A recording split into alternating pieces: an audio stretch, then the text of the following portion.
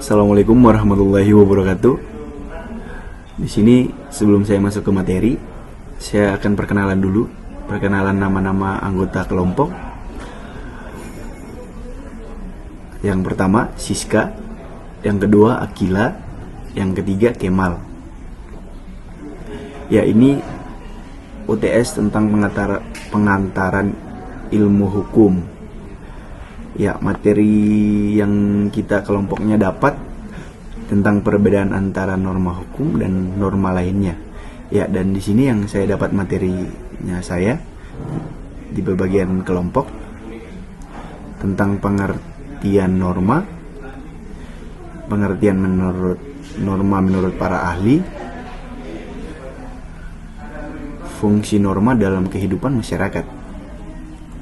Yang pertama yang saya akan presentasi, yang pertama materi yang saya akan bacakan, pengertian norma merupakan segala bentuk aturan yang berisi tentang perintah dan larangan atau yang harus dan tidak harus dilakukan oleh setiap manusia yang sikapnya mengikat masyarakat. Setiap individu bakal wajib menantinya karena norma merupakan petunjuk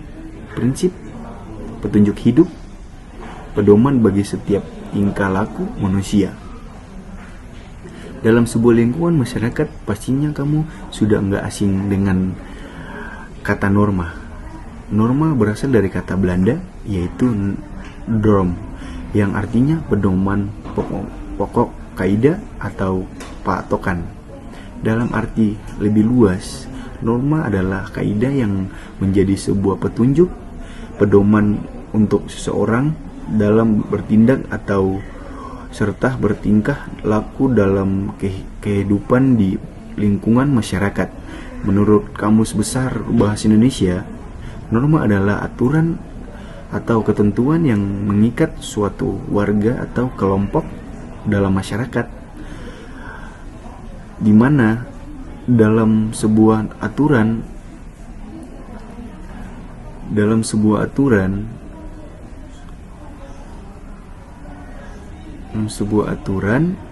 ketentuan yang mengikat suatu warga atau kelompok dalam masyarakat, di mana dalam sebuah aturan tersebut terdapat paduan tatahan dan pengadilan tingkat laku yang sesuai. Norma dalam kehidupan sangatlah penting. Pasalnya, dengan adanya norma dapat memberikan ketertiban dalam suatu masyarakat. Jika kehidupan tidak ada norma, maka aturan-aturan sangat mudah dilanggar. Maka kerusuhan dan kehidupan bercenderung lebih berantakan adanya pengertian norma. Pengertian norma menurut para ahli. 1. Menurut Antonin Giddens, norma ialah sebuah prinsip maupun aturan yang jelas, nyata atau konteks yang harus diperhatikan oleh setiap masyarakat.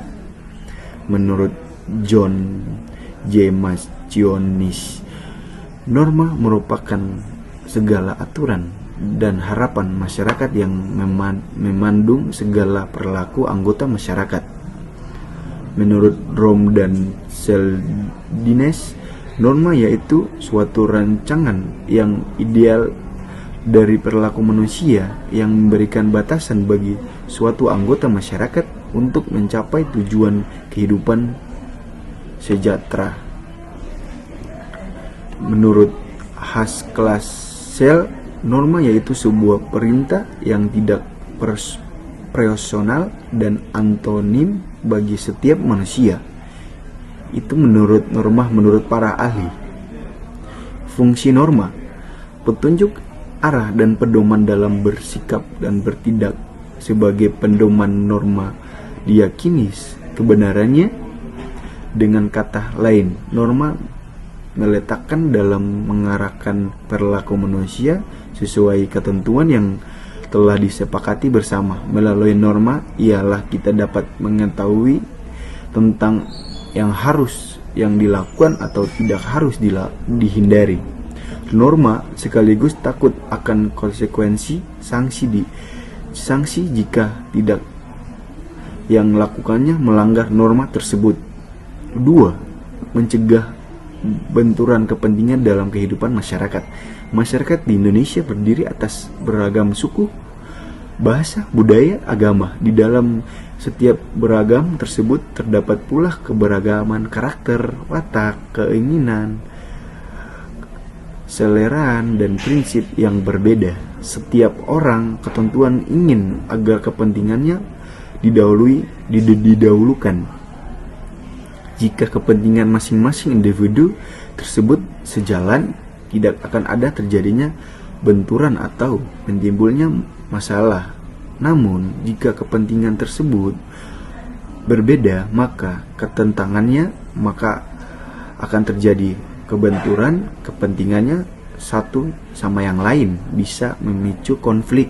Untuk itulah norma berfungsi sebagai mencegah benturan kepentingan dalam kehidupan masyarakat, karena dengan adanya norma menjamin catatan kehidupan bersama yang beratur dalam menjamin hak masing-masing individu dalam kehidupan masyarakat.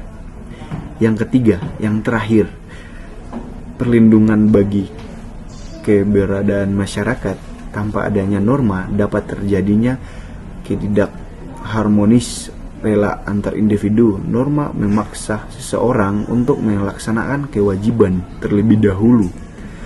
Norma melindungi masyarakat terutama dari penyimpangan perilaku dan perlindungan masyarakat dari rampasan kepentingan yang sepihak yang lemah oleh pihak yang merasa kuat.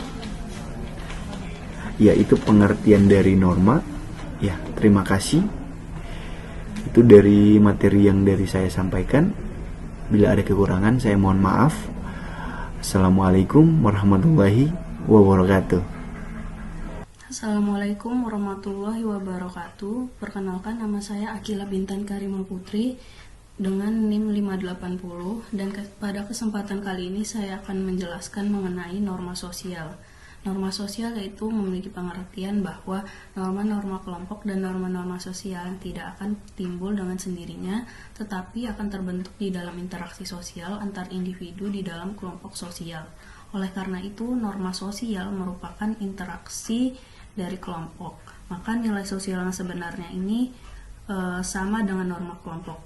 Lalu ada juga pengertian norma sosial yang dirumuskan oleh Sheriff dalam pengertian umum yang seragam mengenai cara-cara tingkah laku yang dihadapkan dengan situasi yang bersangkut pautan dengan kehidupan kelompok. Nah, norma sosial ini merupakan pengertian yang meliputi bermacam-macam hasil interaksi kelompok, baik hasil interaksi dari kelompok-kelompok yang telah lampau maupun hasil interaksi kelompok-kelompok yang sedang berlangsung. Termasuk di dalamnya yaitu semua nilai sosial, adat istiadat, tradisi, konvensi, kebiasaan, dan lain sebagainya. Norma sosial ini adalah patokan-patokan umum mengenai tingkah laku dan sikap individu yang dikehendaki oleh kelompok mengenai bermacam-macam hal yang berhubungan dengan kehidupan kelompok yang melahirkan norma-norma tingkah laku dan sikap-sikap mengenai segala situasi yang dihadapi oleh anggota-anggota kelompok. Lalu ada lagi menurut Sutandio Wignyo-Subroto dalam menyatakan bahwa norma tidak lain adalah konstruksi-konstruksi yang imajinasi.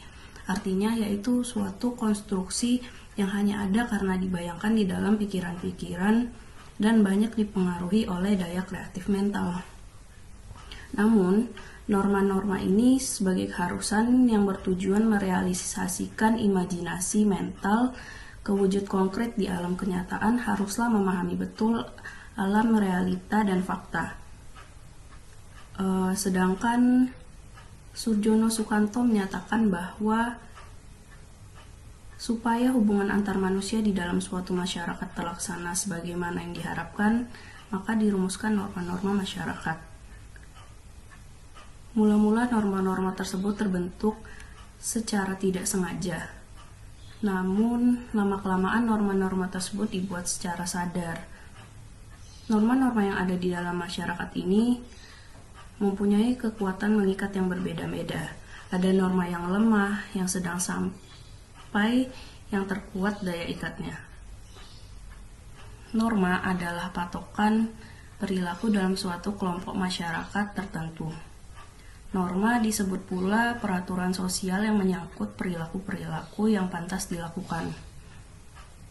Dalam menjalani interaksi sosialnya, keberadaan norma dalam masyarakat bersifat memaksa individu atau suatu kelompok agar bertindak sesuai dengan aturan sosial yang telah terbentuk. Norma ini tidak boleh dilanggar, dan barang siapa yang melanggar norma atau bertingkah laku tidak sesuai dengan norma, maka akan memperoleh hukuman. Norma merupakan hasil buatan manusia sebagai makhluk sosial. Pada awalnya aturan dibentuk secara tidak sengaja. Lama-kelamaan norma-norma disusun atau dibentuk secara sadar. Norma dalam masyarakat berisi tata tertib, aturan, dan juga petunjuk standar perilaku yang pantas atau wajar. Pada dasarnya, norma ini disusun agar hubungan di antara manusia dalam masyarakat dapat berlangsung tertib, sebagaimana yang diharapkan, misalnya cara makan, bergaul, berpakaian, dan bagaimana cara berinteraksi dalam masyarakat. Selanjutnya yaitu ada tingkatan norma sosial. Yang pertama yaitu ada cara atau usage.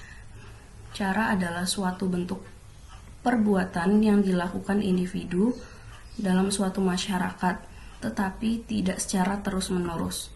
Lalu selanjutnya ada kebiasaan atau folkways. Folkways ini merupakan kebiasaan yang merupakan suatu bentuk perbuatan yang dilakukan individu dan dilakukan berulang-ulang dan dilakukan secara sadar dan memiliki tujuan-tujuan jelas yang dianggap baik dan benar. Yaitu yang ketiga ada tata kelakuan atau mores. Nah, tata kelakuan ini merupakan sekumpulan perbuatan yang mencerminkan sifat-sifat hidup dari sekelompok manusia yang dilakukan secara sadar guna melaksanakan pengawasan oleh sekelompok masyarakat terhadap anggota-anggotanya. Dalam tata kelakuan ini terdapat unsur memaksa atau melarang adanya suatu perbuatan lain. Fungsinya agar para anggota masyarakat menyesuaikan perbuatan-perbuatannya dengan tata kelakuan tersebut.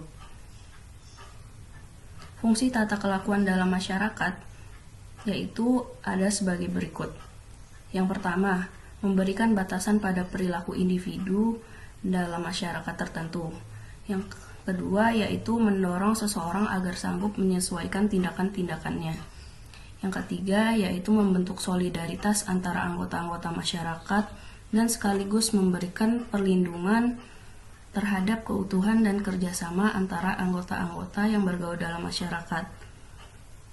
Yang keempat yaitu memberikan seperangkat alat untuk menetapkan harga sosial dari suatu kelompok. Yang kelima yaitu mengarahkan masyarakat dalam berpikir dan bertingkah laku. Selanjutnya merupakan penentu akhir bagi manusia dalam memenuhi peranan sosialnya. Selanjutnya, sebagai alat solidaritas bagi kelompok, sebagai alat kontrol perilaku manusia, dan lain sebagainya. Yaitu tingkatan norma sosial yang keempat adalah adat istiadat atau custom. Adat istiadat ini adalah kumpulan tata kelakuan yang paling tinggi kedudukannya, karena dia bersifat kekal dan terintegrasi sangat kuat terhadap masyarakat yang memilikinya. Adat istiadat menurut Konjaningrat disebut kebudayaan abstrak atau sistem nilai. Pelanggaran terhadap adat istiadat ini akan menerima sanksi keras baik langsung maupun tidak langsung. Sekian dari saya, lalu materi selanjutnya akan dijelaskan oleh Siska. Wabarakatuh, saya Siska Adilan dengan NIM 595. Di sini saya akan mempresentasikan tugas UTS yang bertema perbedaan antara norma hukum dan norma lainnya. Pada bagian ini saya akan menjelaskan macam-macam norma sosial, contoh-contoh dan sanksi norma sosial, serta perbedaan norma hukum dengan norma sosial lainnya. Norma sosial di masyarakat dibedakan menurut aspek-aspek tertentu, tetapi saling berhubungan antara satu aspek dengan aspek lainnya. Pembagiannya sebagai berikut. Yang pertama ada norma agama. Norma agama adalah peraturan sosial yang sifatnya mutlak dan tidak dapat ditawar atau diubah ukurannya, karena norma ini berasal dari Tuhan Yang Maha Esa, dan biasanya norma agama tersebut berasal dari ajaran agama dan kepercayaan lainnya. Yang kedua, ada norma kesusilaan. Norma kesusilaan adalah peraturan sosial yang berasal dari hati nurani manusia yang menghasilkan akhlak, sehingga seseorang dapat membedakan apa yang dianggap baik dan apa yang dianggap pula buruk. Yang ketiga, di sini yang ketiga adalah norma kebiasaan atau norma kesopanan. Norma kesopanan adalah peraturan sosial yang mengarah pada hal-hal yang berkenaan dengan bagaimana seseorang harus bertingkah laku yang wajar dalam kehidupan bermasyarakat. Yang kelima adalah norma hukum. Norma hukum adalah aturan sosial yang dibuat oleh lembaga-lembaga tertentu, seperti misalnya pemerintah, sehingga dengan tegas dapat melarang serta memaksa orang untuk dapat berperilaku sesuai dengan keinginan pembuat peraturan itu sendiri. Kemudian saya akan menjelaskan apa saja contoh dari norma-norma sosial tersebut. Yang pertama ada norma agama. Contoh dari norma agama misalnya selalu melaksanakan ibadah, tidak berbohong kepada siapapun karena berbohong merupakan suatu tindakan yang tercela. Kemudian tidak membunuh, tidak mencuri, dan sebagainya. Yang kedua ada norma kesusilaan. Contohnya adalah berbicara yang santun kepada setiap orang tua ataupun kepada yang sesama. Jadi kita harus selalu berbicara sopan dan santun kepada setiap orang, mau itu tua atau muda. Yang kedua ada berpakaian sesuai dengan keadaan atau situasi dan sebagainya. Yang ketiga ada norma kesopanan. Contoh dari norma kesopanan adalah tidak meludah, selalu mengucapkan kata terima kasih jika telah dibantu oleh orang lain, kalimat tolong, serta maaf, karena itu adalah termasuk dalam norma kesopanan. Oke, yang keempat ada norma hukum.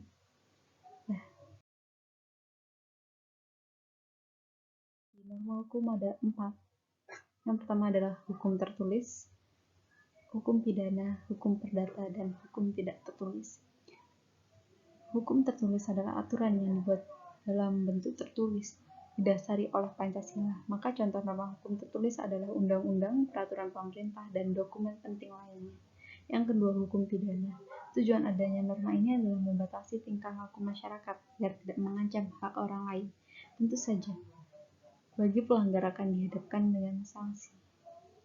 Yang ketiga ada hukum perdata. Hukum perdata ini akan mengurusi masalah yang dilakukan oleh satu orang pihak individu ke orang lain, sifatnya tidak merugikan banyak pihak. Contohnya adalah masalah rumah tangga atau perbuatan guru seorang siswa saat di sekolah. Yang keempat ada hukum tidak tertulis, yaitu hukum yang dibuat untuk membuat kehidupan dan aktivitas masyarakat lebih aman dan teratur. Kemudian saya akan menjelaskan sanksi-sanksi normanya. Norma agama memiliki sanksi sebagai berikut. Sanksi Bagi pelanggar norma agama, merasa bersalah, selalu merasa was-was, hidup menjadi tidak tenang, merasa berdosa atau dikucilkan masyarakat, tak dipercaya orang lain. Yang kedua ada kesusilaan. Sanksinya adalah memiliki ancaman atau hukuman. Yang melanggar norma tersebut adalah penyesalan dalam diri karena telah melakukan perbuatan yang melanggar norma kesusilaan tersebut.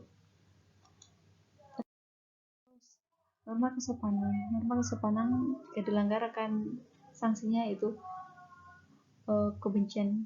kebencian dari orang lain, pandangan rendah, dijauhi dari pergaulan sehingga akan menimbulkan rasa malu, rasa hina, rasa dikucilkan, dan penderitaan lain. Sanksi norma hukum sanksinya biasanya berupa pidana, penjara, atau denda maupun pembatalan atau pernyataan tidak sahnya suatu kegiatan atau perbuatan, dan sanksi tersebut dapat dipaksakan oleh penguasa atau lembaga yang berwenang. Yang selanjutnya itu adalah perbedaan antara norma hukum dan norma sosial lainnya. Norma hukum adalah jenis norma tertentu. Norma-norma ini adalah berdasarkan kebajikan, menjadi bagian dari sistem norma-norma lain, dan kekuatan politik koersif mungkin dipanggang di sana, di suatu tempat juga. Tentu saja tidak semua norma adalah hukum, ada norma-norma moral dan norma-norma etiket dan norma-norma kesopanan, dan mungkin bahkan norma-norma estetika seperti contoh norma hukum. Perbedaan antara norma sosial dengan norma hukum adalah Perbedaannya adalah norma hukum memiliki aturan pasti, sedangkan norma sosial tidak tertulis atau secara lisan. Norma hukum sifatnya akan mengikat semua orang, sedangkan norma sosial penegaknya kadang ada, kadang tidak ada. Yang ketiga, seperti halnya hukum yang berlaku, norma hukum memiliki penegak yang sesuai dengan aturan yang berlaku. Norma hukum diciptakan oleh para pekerja di pemerintahan atau penguasa, sedangkan norma sosial adalah peraturan yang disepakati dalam masyarakat. Perbedaan selanjutnya adalah sanksi dari norma hukum bersifat berat, sedangkan norma sosial akan lebih ringan. Hukum diatur oleh undang-undang atau kodifikasi khusus melalui persetujuan parlemen atau majelis negara.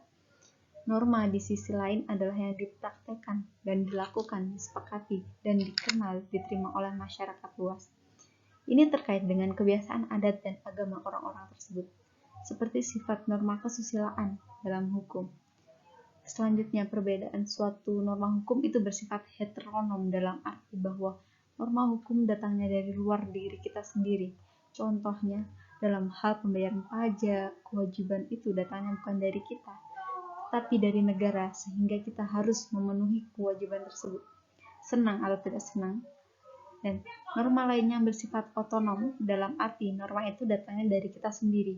Misalnya apabila kita menghormati orang tua atau akan berpuasa, hal itu dilakukan atas kehendak dan keyakinan kita sendiri untuk menjalankan norma itu, sehingga tindakan tersebut tidak dapat dipaksakan dari luar. Perbedaan selanjutnya adalah suatu norma hukum itu dapat dilengkapi dengan sanksi pidana atau sanksi pemaksa secara fisik, sedangkan norma lainnya tidak dapat diikati sanksi pidana maupun sanksi pemaksa secara fisik.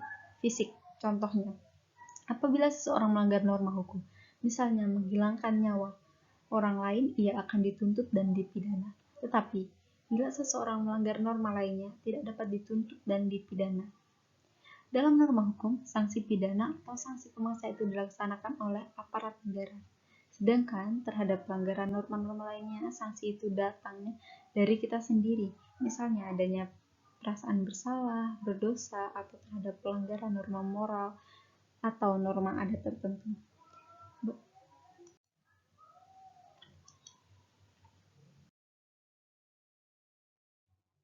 Sekian presentasi dari kelompok kami dan mohon maaf apabila ada salah kata ataupun ucapan. Kami tutup dengan wassalamualaikum warahmatullahi wabarakatuh.